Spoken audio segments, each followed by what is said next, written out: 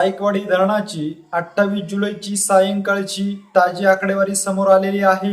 या आलेल्या ताज्या आकडेवारीनुसार जायकवाडीचं जे धरण आहे ते एकूण किती टक्के भरलेलं आहे, याचबरोबर जायकवाडीच्या धरणामध्ये सध्या पाण्याची आवक कशा पद्धतीने सुरू आहे, याविषयीची सविस्तर माहिती आपण या पुढील व्हिडिओच्या माध्यमातून घेऊया।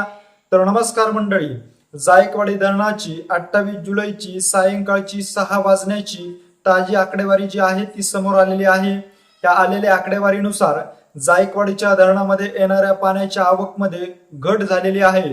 कारण जर पाहिलं तर दुपारी 3 वाजता आलेल्या आकडेवारीमध्ये जवळपास 58,000 पेक्षा क्युसेस इतक्या वेगाने पाण्याची आवक धरणामध्ये सुरू होती।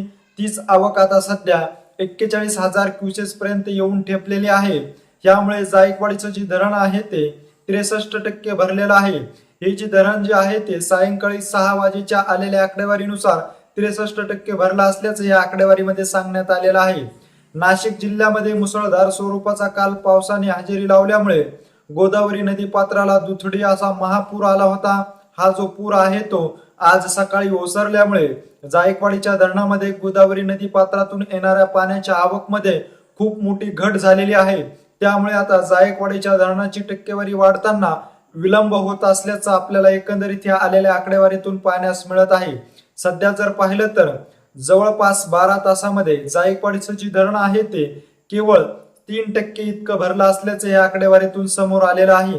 आणि आता जायकवाडीच्या धरणातून लवकरच माजलगावच्या धरणामध्ये देखील पाणी सोडवण्यात येणार असल्याची माहिती समोर येत आहे। हे जी पाणी आहे ते शेती पिकासाठी सोडवण्यात येणार असल्याची माहिती समोर आलेली आहे।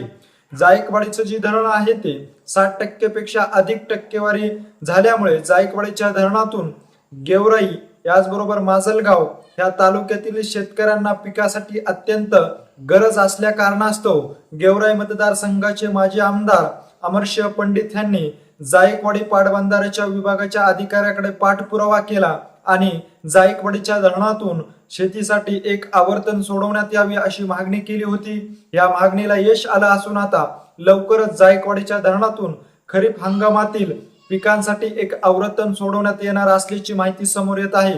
त्यामुळे आता या ठिकाणच्या शेतकऱ्यांना कुठेतरी दिलासा मिळाला असल्याचं देखील बोललं जात आहे।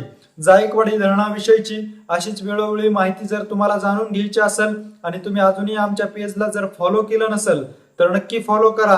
आमच्या चॅनलला जर सबस्क्राईब केलं नसेल तर नक्की सबस्क्राईब करा आणि माहिती जर आवडली असेल तर जास्तीत जास्त शेअर करा।